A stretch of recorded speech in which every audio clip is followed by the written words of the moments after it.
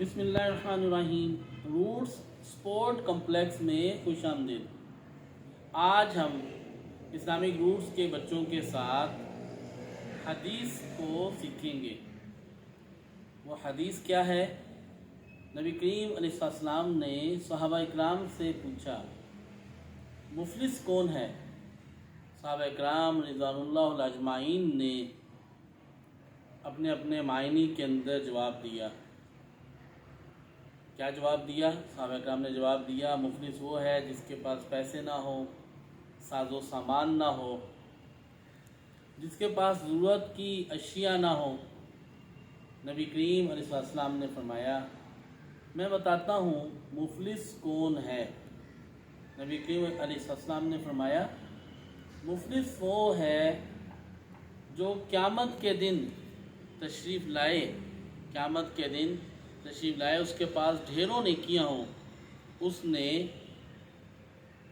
روزے، نمازیں اور بہت ساری نیکیاں اکٹھی کر رکھی ہوں، لیکن اس نے لوگوں کا حق مارا ہو، اس نے لوگوں کا حق مارا ہو، کسی کو گالی دی ہو، کسی کے ساتھ زیادتی کی ہو، کسی کے ساتھ لڑائی جھگڑا کیا ہو، کسی کے ساتھ کوئی برائی کی ہو، کسی کا حق دبا کے رکھا ہو، کسی کو برا بھلا کہا ہو، ایسا شخص جب قیامت میں پیش ہوگا تو اس کے پاس ڈھیروں نیکیاں ہوں گی، اور جن لوگوں کا اس نے حق مارا ہے وہ لوگ اپنے اپنے حق کا مطالبہ کریں گے، اور یہ اس وقت تک اس کی جان نہیں چھوٹے گی جب تک ان لوگوں کا یہ مطالبہ پورا نہ کرے۔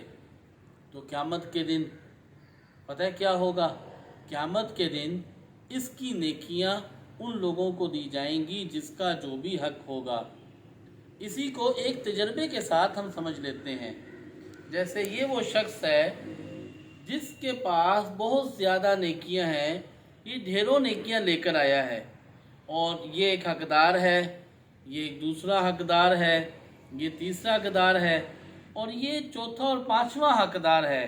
یہ وہ حقدار ہے جن کے پاس اپنی اپنی کچھ نیکیاں بھی ہیں، لیکن ان کا جب مطالبہ ہوگا تو اس کی نیکیاں اس کو دے دی جائیں گی۔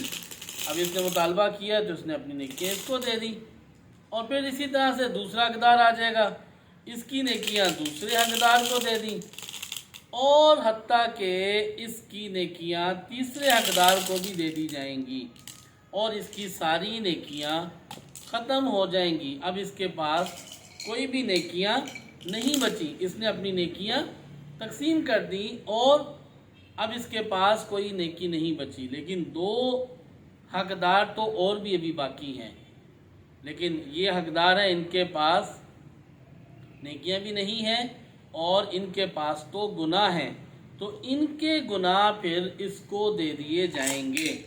تو گویا کہ اپنے حق کے بدلے اس شخص نے بھی اپنے گناہ اس کو دے دیے، اور اس دوسرے شخص نے بھی اپنے گناہ اس کو دے دیے، اس شخص کو اب یہ بالکل آزاد ہو گئے۔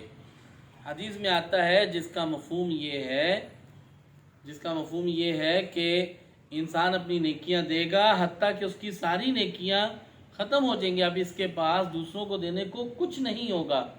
اب یہ کیا کرے گا؟ اب دوسروں کے گناہ اس کو دے دیے جائیں گے، اور پھر یہ گناہ لے کر جہنم میں چلا جائے گا، جہنم میں چلا جائے گا، اور یوں یہ دنیا کا، آخرت کا مفلس ترین شخص ہوگا۔